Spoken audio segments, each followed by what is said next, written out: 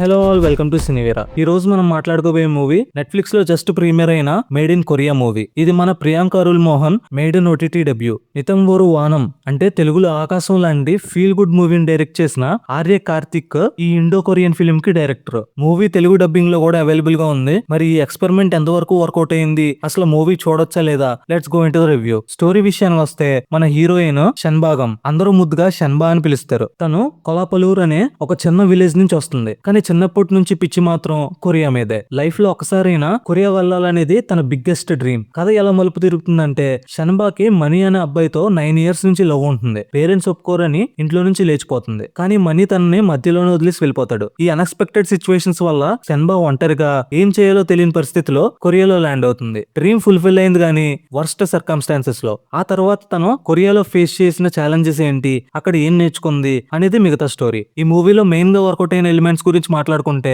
First point Priyanka Arul Mohan. తన expressions మీద ఎప్పుడూ కొంచెం క్రిటిసిజం ఉంటుంది కదా, కానీ ఇందులో she gave a pleasant surprise. చాలా ఇన్నోసెంట్ గా, వామ్ గా షన్బా క్యారెక్టర్ లో జీవించేసింది. ఎమోషనల్ సీన్స్ లో కూడా తన నేచురల్ స్క్రీన్ ప్రెజెన్స్ చాలా బాగా ల్యాండ్ అయింది. Second point, Korean national grand మా కిమ్ యోంగ్ ఓక్. స్క్విడ్ గేమ్ లో హీరో మదర్ గా చేశారు, గుర్తుందా? ఆవిడ ఇందులో ఓమా క్యారెక్టర్ చేశారు.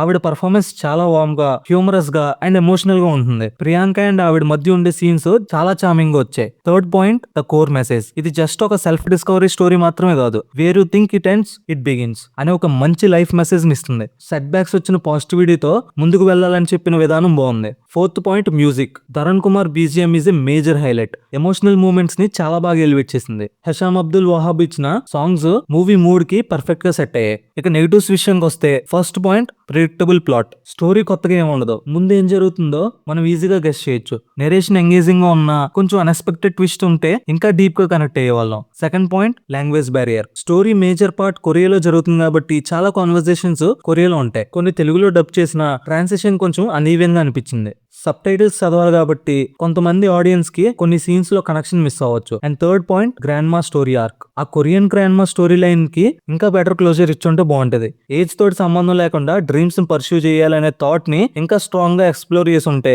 ఎమోషనల్ ఇంపాక్ట్ నెక్స్ట్ లెవెల్ లో ఉండేది. డైరెక్టర్ ఆర్య కార్తిక్ మళ్ళీ ఒక క్లీన్ అండ్ సింపుల్ నెరేటివ్ తో వచ్చాడు. సబ్జెక్ట్ ని కాంప్లికేట్ చేయకుండా మెసేజ్ ని సబ్టిల్ గా కన్వే చేయడంలో సక్సెస్ అయ్యాడు. టెక్నికల్ గా చూస్తే మూవీ చాలా రిచ్ గా ఉంది. Prasanna Kumar cinematography Korea locations ని చాలా వైబ్రెంట్ గా క్యాప్చర్ చేసింది. ఎడిటర్ ఆంటోనీ మూవీని కరెక్ట్ గా 2 hours లో పుంచాడు. సో ఎక్కడ పెద్దగా లాగ్ అనిపించదో. ప్రొడక్షన్ వాల్యూస్ కూడా చాలా నీట్ గా ఉన్నాయి. ఫైనల్ గా చెప్పాలంటే, made in Korea is a very decent, feel good and heart warming movie. Priyanka Arul Mohan కి ఇది ఒక పర్ఫెక్ట్ ఓటీటీ డెబ్యూ. ఆ ప్రిడిక్టబుల్ స్టోరీ, కొంచెం లాంగ్వేజ్ బ్యారియర్ ని పక్కన పెడితే ఇది ఫ్యామిలీతో కూర్చుని వీకెండ్ ఆరామ్సే చూసే ఒక స్వీట్ ఫిలిం. నా రేటింగ్ ఈ మూవీకి 5/3. మరి మీరు ఆల్రెడీ ఈ మూవీ చూసారా? మీకు ఎలా అనిపించింది? కింద కామెంట్స్ లో కామెంట్ చేయండి. ఈ రివ్యూ నచ్చితే ఇలాంటి movie reviews and cinema content కోసం సబ్స్క్రైబ్ చేసుకోండి, లైక్ కూడా చేయండి.